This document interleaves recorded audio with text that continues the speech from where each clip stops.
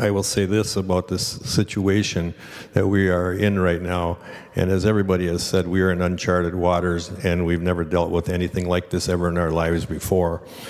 If you look around the chamber, you'll see that we're practicing social distancing, and there's only 14 people on the floor, and everybody else is spread around in other rooms and keeping their distance from each other to try not to transmit any potential virus to anybody who might potentially have been exposed to it.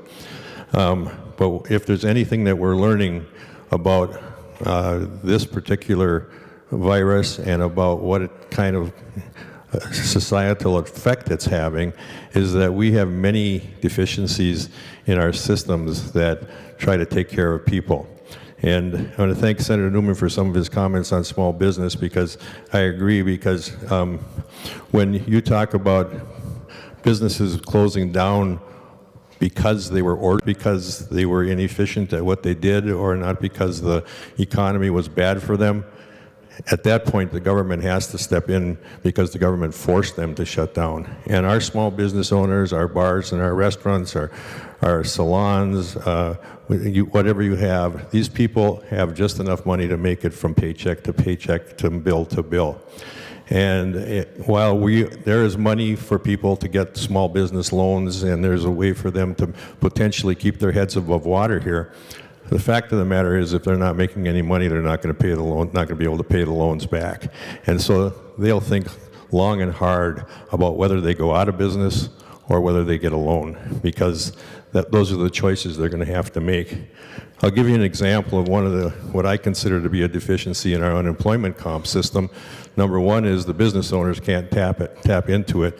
And while I understand it in normal times, in today's times, in what just happened with coronavirus, our business owners should be able to, the small business owners should be able to get some kind of unemployment compensation, because they were forced to go out of business. After all, they're the ones who pay the unemployment compensation for their workers. I got an email from a single mother, 4 children. She works 2 jobs, one in a nursing home and one as a bartender. Her bartending job was eliminated as a result of the government order to close bars. And she was then forced to apply for unemployment comp. Her unemployment comp was denied because she was making $297 a week in the nursing home, and her unemployment comp, which would have only been $219, was less than that, and so she was denied her unemployment comp. That's wrong, members. There's somewhere in the system that we have to fix that, and when we come back, we may want to take a look at something like that to make sure it doesn't happen. Hopefully what the federal government's doing with the $600 per person of unemployment comp will help this person and will help many people like her. But at the same time, because of some of the quirks within our own system right now, these people aren't qualified for it. The other thing that's really, really concerning to me is the way this bill ended up on the Senate floor. I realize what's going on. I realize that it's hard times. I realize that the legislature was making the right decision to not meet in committees and to not discuss all these things. But the fact that the 21st Century Minerals Fund was not in the Senate version of the bill, and yet it showed up on the Senate floor today in the House version of the bill, and we were not even told about it, there's something wrong with the system, and there's something wrong with the way things are going.